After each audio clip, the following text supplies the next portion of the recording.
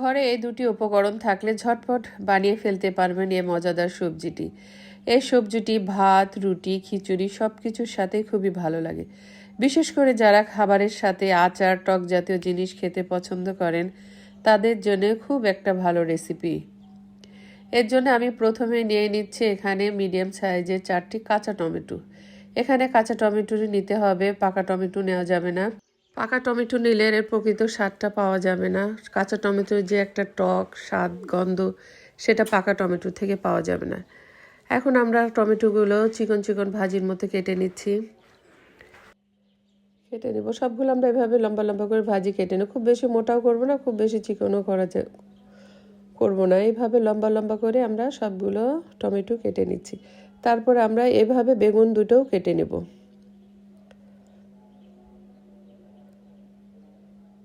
একই সাইজে সবগুলো বেগুন এভাবে লম্বা লম্বা টমেটোর মতো পাতলা করে লম্বা করে কেটে নেব।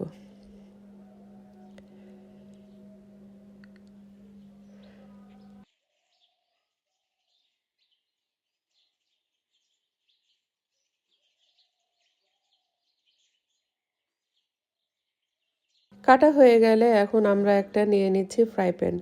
ফ্রাই প্যানের মধ্যে দিয়ে দিচ্ছি প্রায় 1/4 কাপের মতো সয়াবিন তেল। তেল দিয়ে এখানে দিয়ে দিচ্ছি কয়েকটা গোটা শুকনো মরিচ 2 টুকরো করে আমি দিয়ে দিচ্ছি। দিয়ে এখানে দিয়ে দিচ্ছি প্রায় 1 থেকে 2 টেবিল চামচের মতো গোটা রসুন। তারপরে দিয়ে দিচ্ছে এখানে 1 টিস্পুন গোটা জিরা। তারপরে দিয়ে দিচ্ছি 1/2 টিস্পুন হলুদ সরিষা। তারপর এখানে দিয়ে দিচ্ছি আমি 1/2 কাপ পেঁয়াজ কুচি দিয়ে এটা একটু ভাজা ভাজা করে নিচ্ছি।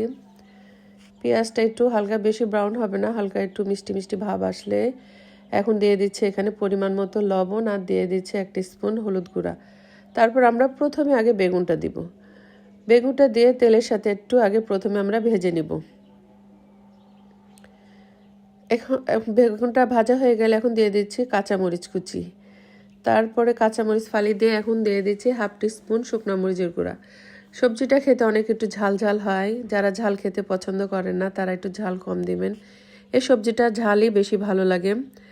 দিয়ে এখন দিয়ে দিচ্ছি আমরা টমেটো কুচিটা।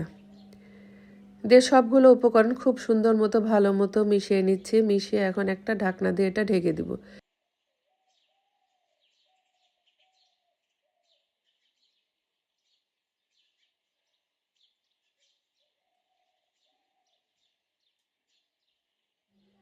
এটা হতে খুব বেশি সময় লাগে না। আমরা ঢাকনা তুলে মাঝে কয়েকবার উল্টে পাল্টে দিব, তাহলেই হয়ে যাবে আমাদের টক ঝাল কাঁচা টমেটোর সবজি।